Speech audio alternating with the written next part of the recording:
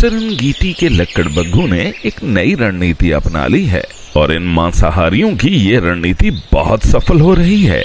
सिरनगीटी के लक्कड़बग्घू के इस झुंड ने सिरनगीटी में पिछले 3 वर्ष में बहुत उथल पुथल की है, बहुत ज्यादा भोजन चोरी किया है। और जब इस चोरी का शिकार हुए सिरनगीटी के जीव जंतु इन पे गुस्सा करते हैं तो ये दोनों बेइज्जत होने से बचने के लिए पतले आकार के इस किरले को जीव जंतु के सामने कर देते हैं। चालाक लक्कड़बग्घे इस किरले को बताते हैं कि तुम बहुत शक्तिशाली हो, तुम कुछ भी कर सकते हो। और ये किरला उनकी बात मान भी जाता है। हालांकि सच तो ये है कि अपने आकार के हिसाब से ये किरला खुद भोजन की कमी का शिकार लगता है।